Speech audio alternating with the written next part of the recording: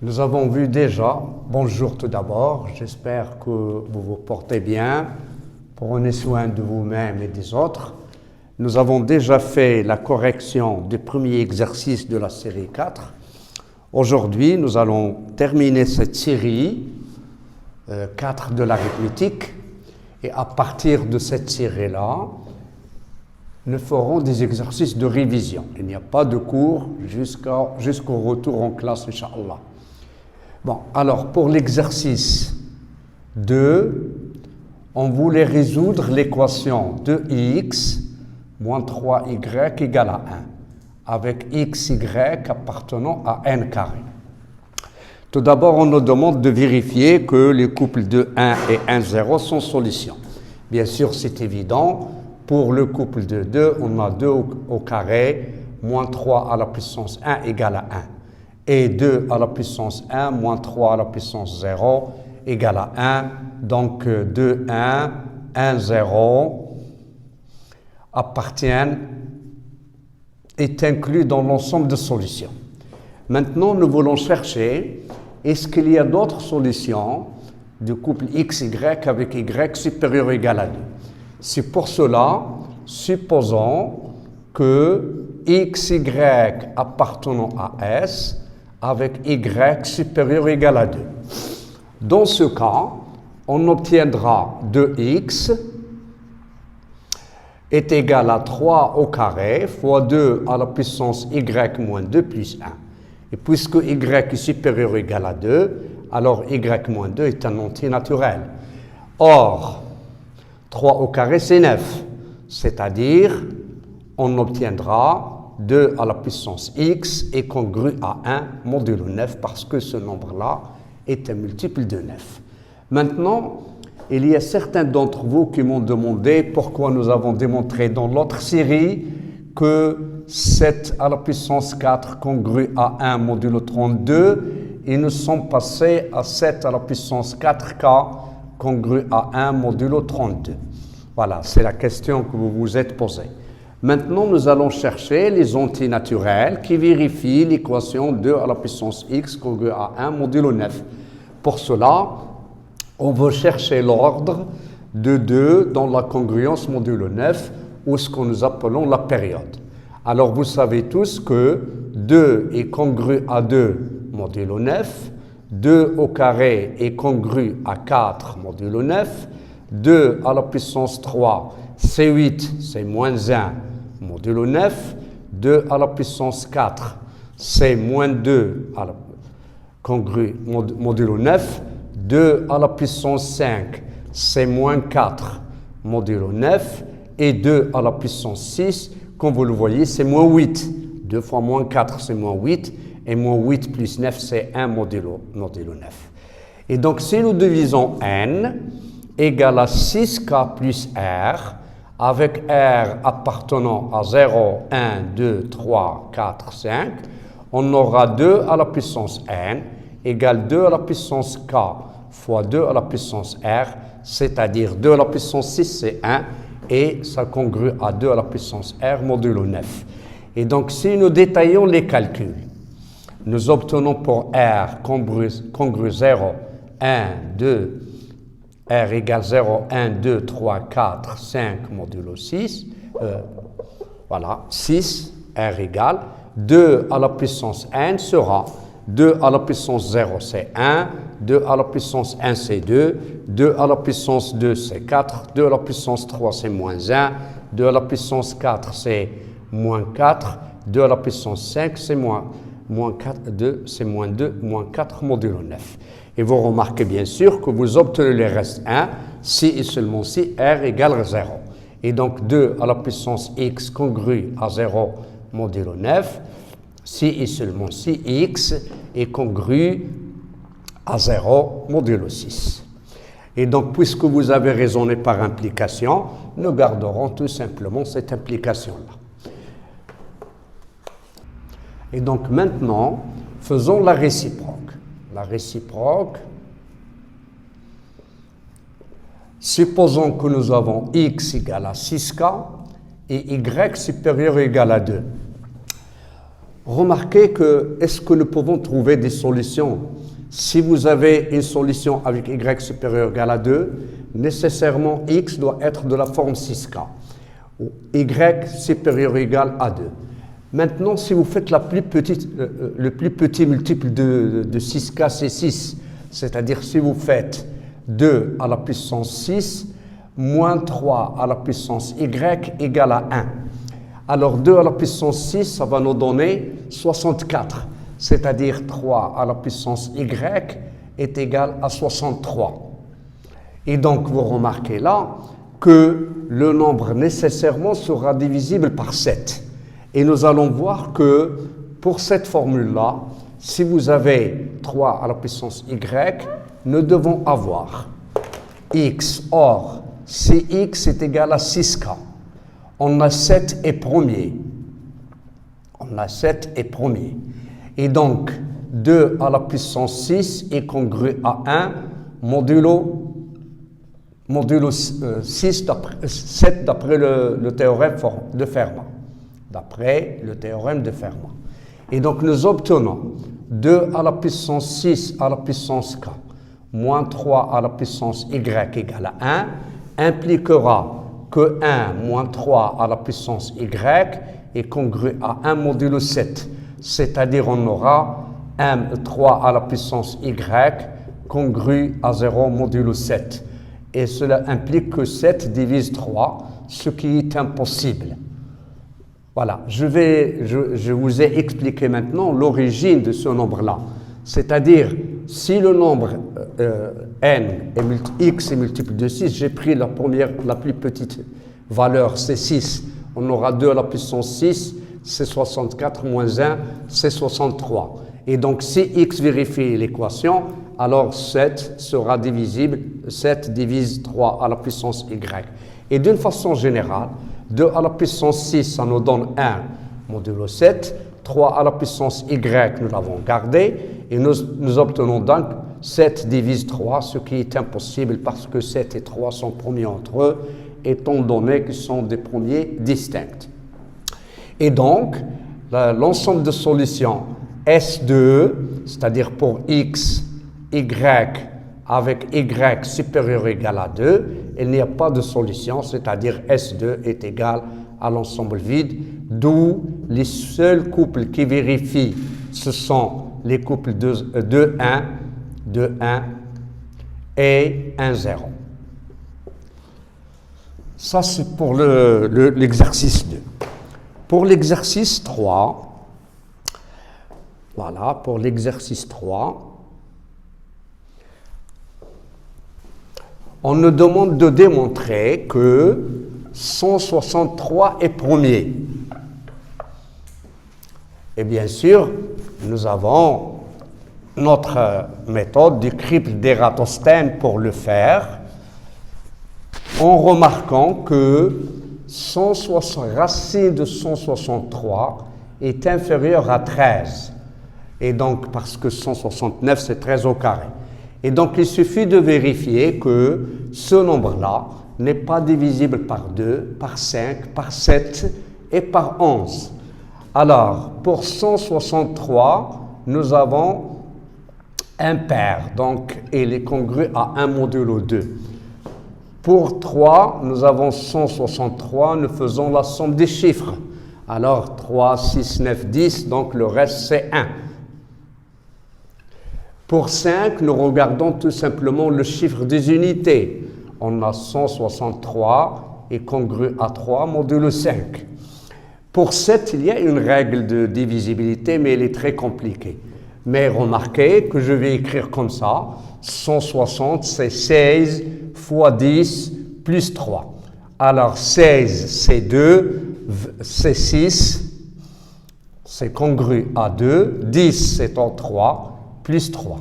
2 fois 3, c'est 6. 6 plus 3, c'est 9. Donc, il est congru à 2 modulo 7. Ou bien, vous faites la division normale. 16 divise c'est 2, il reste 2. 23, c'est 3. 21, ça va vous rester 2. Et donc, 163 est congru à 2 modulo 7. Pour 11, c'est très simple. Pour 11, vous avez le critère de divisibilité par 11. AN fois 10 à la puissance n, plus AN moins 1, 10 à la puissance n moins 1, plus A1 fois 10, plus A0. Alors, vous remarquez que 10 est congru à moins 1 modulo 11. Donc 10 à la puissance n est congru à moins 1 à la puissance n modulo 11. Et donc pour n pair, ça va donner 1, et pour n impair, ça va nous donner moins 1. C'est-à-dire, ça nous donne A0 plus moins A1 plus A2 plus moins A3, et ainsi de suite, moins AN plus AN fois moins 1 à la puissance n modulo 11. Et donc, vous faites le chiffre des unités, moins le chiffre de dizaines, plus les chiffres de centaines, moins le chiffre des milliers, etc. Et donc, si vous faites 3 moins 6, c'est moins 3. Moins 3 plus 1, c'est moins 2. Donc, c'est 63 est congru à moins 2 modulo 11. Donc, 163 est premier. Pour la deuxième question, on nous demande de résoudre l'équation 13x moins 162y égale à 1. Et vous voyez là que la solution particulière, elle est un peu difficile à dégager. C'est pour cela que j'utiliserai l'algorithme d'Euclide. 162, est égal à 13 fois 12. 12 fois 12, c'est 144, plus 12, c'est 156, donc plus 6. Alors, si vous faites le 13, ça va donner le 6 fois 2 plus 1. Déjà, le dernier reste, c'est 1. Donc, les deux nombres sont premiers entre eux, ça se voit parce que 13 est premier, il ne divise pas 62. Mais le théorème de Bézout nous affirme que cette équation admet des solutions. Maintenant, si vous multipliez cette première égalité par moins 2, vous obtiendrez 162 fois moins 2 égale à 13. Moins 2 fois 12, c'est moins 24. Ici, vous avez le 1, vous le passez ici, ça nous donne moins 1. C'est-à-dire, c'est le moins 25 plus 1. Et donc, vous obtiendrez 13 fois 25 moins 162 fois 2 est égal à 1. Et donc, nous écrivons là 3 fois 13 fois 25 moins 162 fois 2 est égal à 1. En faisant la différence, nous obtenons 13, facteur de x moins 25, égale à 162 fois y moins 2. Et donc, 13 divise 162 fois y moins 2. Et comme 13 et 162 sont premiers entre eux, alors on aura 13 divise y moins 2. Donc, il existe k dans z tel que y moins 2 est égal à 13k. Et si vous remplacez ici, vous obtenez x moins 25 est égal à 162k. C'est-à-dire x est égal à 162k plus 25, y égale à 13k plus 2. Et vous faites la réciproque, bien sûr. Réciproquement, pour obtenir l'ensemble des solutions, vous faites la même chose. S, c'est 162k plus 25. Et ici, c'est 13k plus 2. Maintenant, voilà, les solutions, c'est classique. Donc, la réciproque est nécessaire pour passer de quel que soit, il existe à quel que soit k dans Z, avec k appartenant bien sûr à Z. Dans ce cas, on nous demande de résoudre un système, et c'est ce que nous avons appelé un système chinois, ou bien avec les restes chinois. On nous demande de résoudre le système suivant, x congru à 2 modulo 13 et x congru à 3 modulo 162. C'est-à-dire, quels sont les entiers? Si nous les divisons par 13, nous donnons le reste 2. Si nous divisons par 162, nous donne 3. Bien sûr, nous avons vu dans la série 2 que la condition nécessaire et suffisante pour que ce système admette des solutions, c'est que le plus grand diviseur commun de 13 et 62 divise B-1. Bien sûr, le plus grand diviseur commun de 162 et 13, c'est 1. Il divise bien sûr B-A qui est 1. Donc, de la première équation, nous obtenons tous les nombres de la forme 13K plus 2. Si nous substituons dans la deuxième équation, nous obtenons 13K plus 2 égale à 162H plus 3. Et donc, on aura X égale 13K plus 2 et 13K moins 162H est égal à 1. C'est-à-dire, le couple KH est solution de l'équation E. Et donc, le K ici joue le rôle de X. Et donc, le X, c'est-à-dire, on aura K est égal à 162Q plus 25. En remplaçant dans la deuxième, on aura 13 fois 162Q plus 25 plus 2, équivalent donc à X égale. Si vous faites 162 fois 13, c'est 6, 18. 18, ici, ça nous donne 4. Ici, 2, 6, 1. 6, 0, 1, 1106. Donc, X est égal à 1106 Q plus 250. 13 fois 25, ça nous donne 10 fois 250 plus 75. 250 plus 75, c'est 5. 5 plus 7, c'est 325, c'est-à-dire plus 327.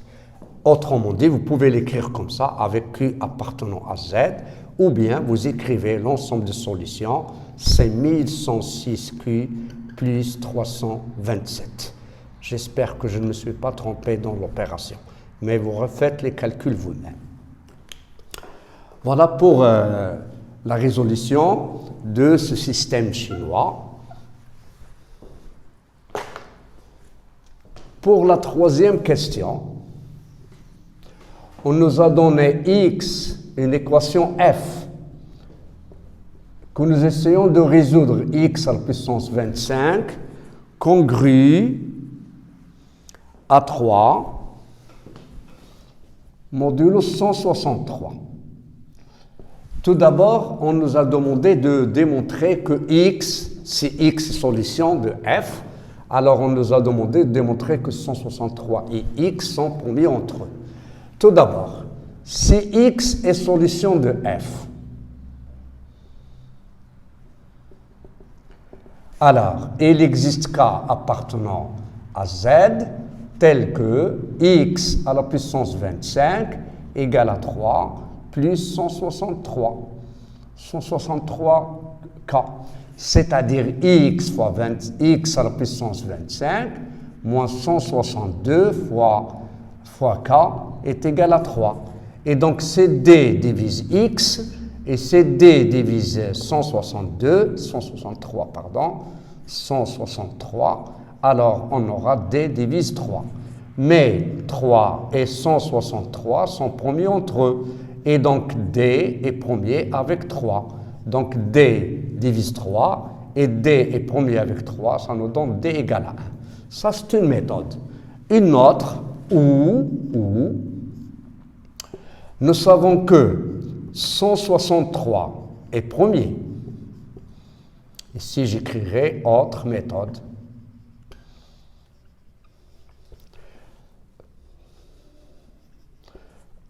Puisque 163 est premier, on aura 163 divise X où 163 est premier avec X. Et donc, nous devons éliminer ce cas. Si 163 divise X, cela veut dire que X est congru à 0, modulo 163. Or, comme x est solution de l'équation, on aura x à la puissance 25 aussi congru à 0 modulo 163, c'est-à-dire on tiendra 3 congru à 0 modulo 163, c'est-à-dire 163 divise 3, ce qui est impossible. Et donc 163 ne peut pas diviser x, d'où x et 163 sont premiers entre eux. Et donc, maintenant, on nous demande de démontrer que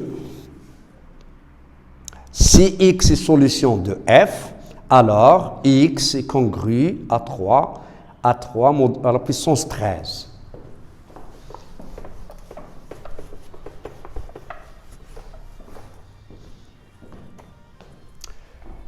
Maintenant, si x à la puissance 25 est congru à 3 modulo 163. On a déjà vu que 25 fois 13 égale à 162 fois 2 plus 1. Et donc, élevons les deux termes de la congruence à la puissance 13. On obtiendra x à la puissance 25 à la puissance 13 est congru à 3 à la puissance 13 modulo 163. 25 fois 13, on va la remplacer par cette expression, c'est-à-dire x à la puissance 162 fois 2 plus 1 est congru à 3 à la puissance 13 modulo 163.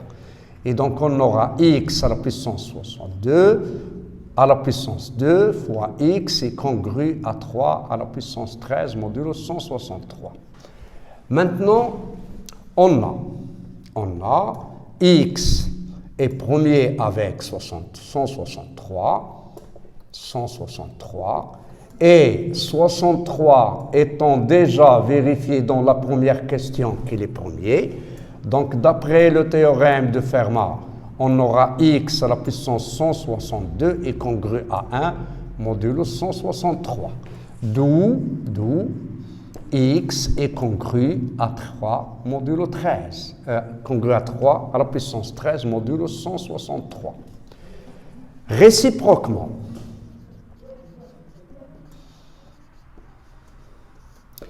si x est congru à 3 à la puissance 13 modulo 163, ceci implique que x à la puissance 25 est congru à 3 à la puissance 13 fois 25, modulo 163, c'est-à-dire x à la puissance 25 est congru à 3 à la puissance, on va remplacer toujours 13 fois 25 par 162, c'est 3 à la puissance 62 à la puissance 2 fois 3 modulo 163.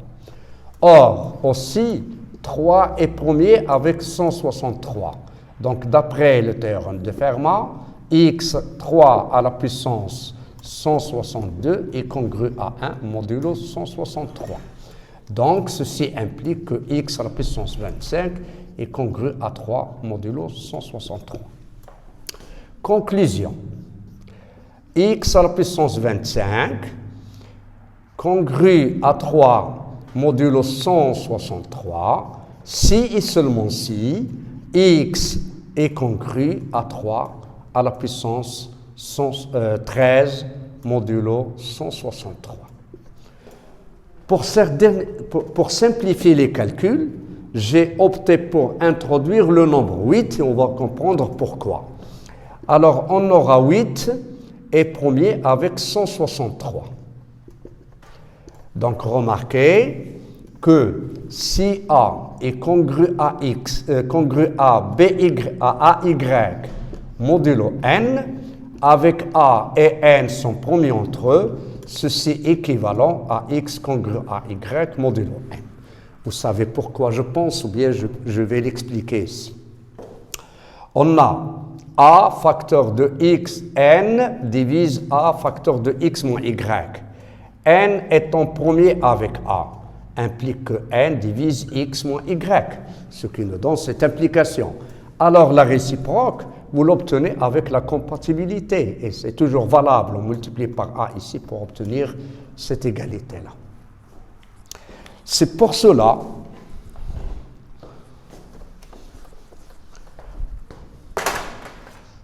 cette équivalence-là, équivalente à 8x congru à 8 fois 3 à la puissance 13 modulo 163. Équivalent à 8x congru à 2 fois 3 à la puissance 4, 2 fois 3 à la puissance 4, 2 fois 3 à la puissance 4. 4 plus 4 plus 4, c'est 12. Il nous reste là, c'est 3. Modulo 163. Remarquez, 3 à la puissance 4, c'est 81. Et donc, en multipliant par 2, ça va nous donner 162. Et 162 est congru à moins 1 modulo 163. Et donc, pour cela, on aura 8x congru à moins 1 fois moins 1 fois moins 1 fois 3 modulo 163. Et donc, ça, équivalent à 8x congru à moins 3 et non pas à 3 comme je l'ai fait dans la copie. Vous devez la corriger, c'est 8x congru à moins 3 modulo 63. Eh bien, 8x est congru, si vous ajoutez moins 3, ça va nous donner 166 modulo 163.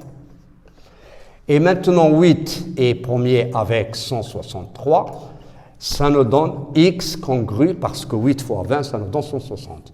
Et congru à 20, modulo 163. Et donc l'ensemble de solutions serait 163k plus 20 avec k appartenant à z. Voilà l'ensemble de solutions. Et voilà l'exercice 3.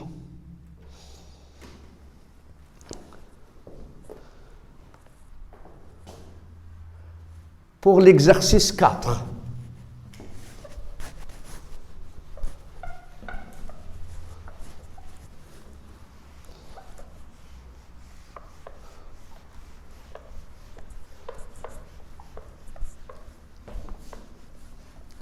je pense que les choses sont claires et je pense aussi que vous êtes maintenant bien en arithmétique.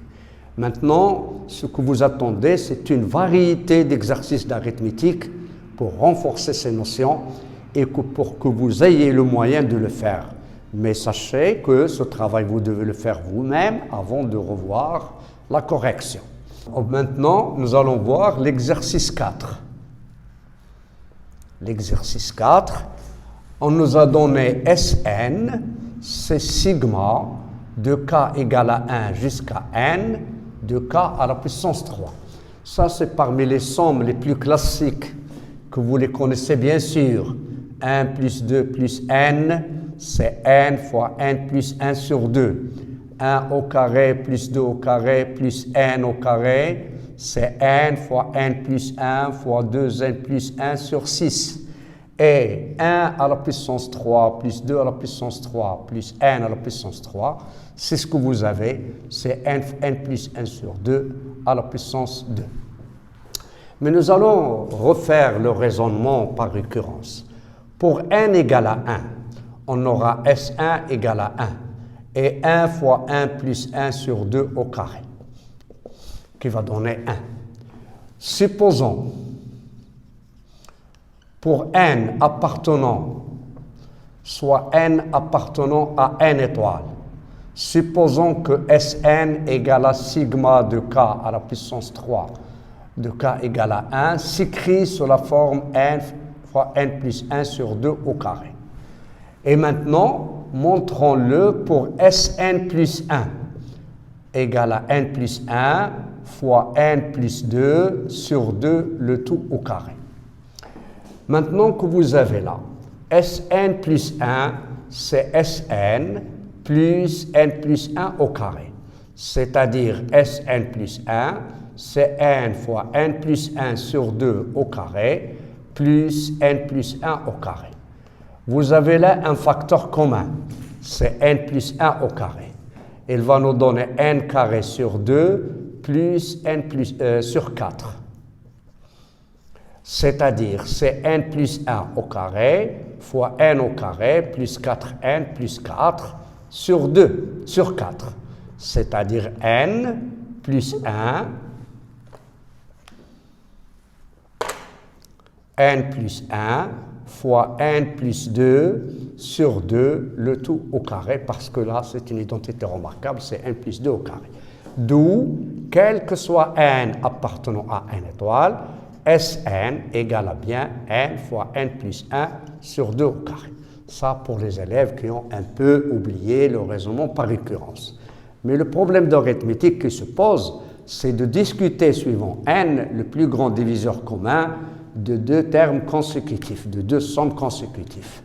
Maintenant, vous savez que si delta est égal à AB, on aura A égale A' delta, B égale B' delta, avec A' et B' sont promis entre eux. Et donc, A au carré et B au carré, ça va nous donner delta au carré, A' au carré. Delta au carré, B' au carré. C'est-à-dire, ça va donner delta au carré fois A' au carré et B' au carré. Ceci implique, d'après la conséquence de Gauss, que A' au carré et B' au carré sont promis entre eux, c'est-à-dire delta au carré. Et donc, ce que je veux dire là, c'est que A au carré et B au carré égale le plus grand diviseur commun de A et B, le tout au carré. Voilà, ça c'est un rappel.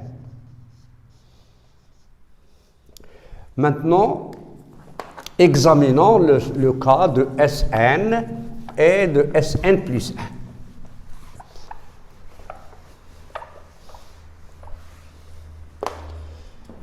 Le cas de Sn et Sn plus 1, on a Sn égale à n fois n plus 1 sur 2 au carré, et Sn plus 1 égale n plus 1 fois n plus 2 sur 2, le tout au carré.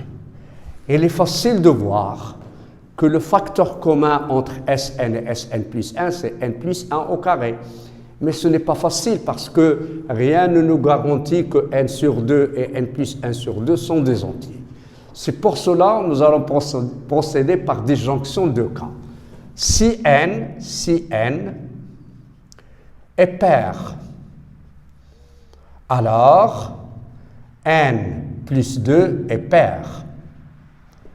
Et dans ce cas, le nombre n sur 2 et n plus 2 sur 2 seront des entiers.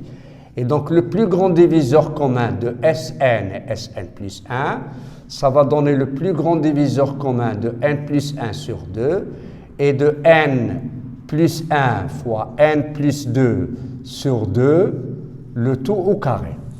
Et donc, nous avons là un facteur commun qui est n plus 2, n plus 1. On aura donc n plus 1 au carré. Et ici, vous aurez n sur 2 et n plus 2 sur 2.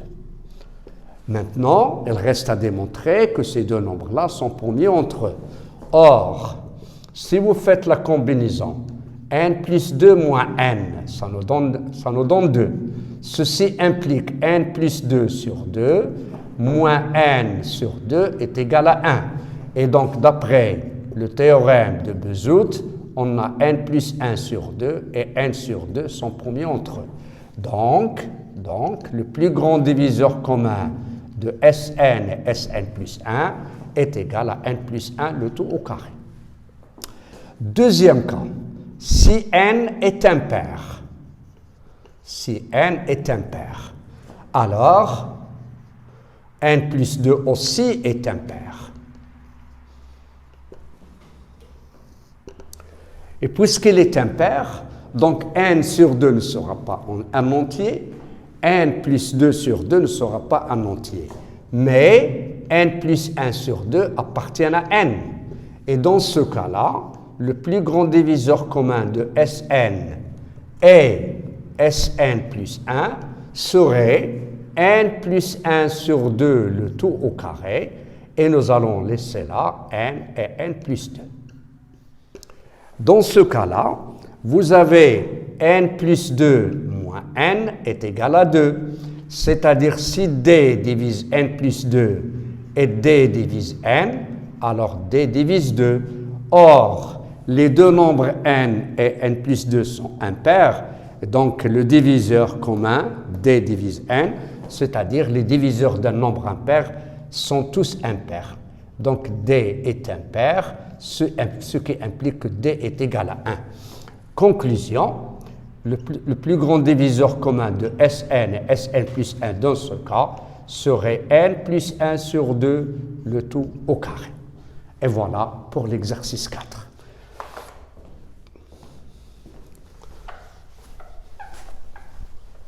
L'exercice 5, il est très simple, mais nous devons le faire parce qu'on nous dit que montrer que 8 divise 7 à la puissance n plus 1 si et seulement si n est impair. Alors, première question. Vous savez que 7 est congru à moins 1 modulo 8.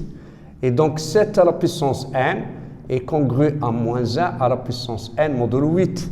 Et donc 7 à la puissance n plus 1 est congru à moins 1 à la puissance n plus 1 mod...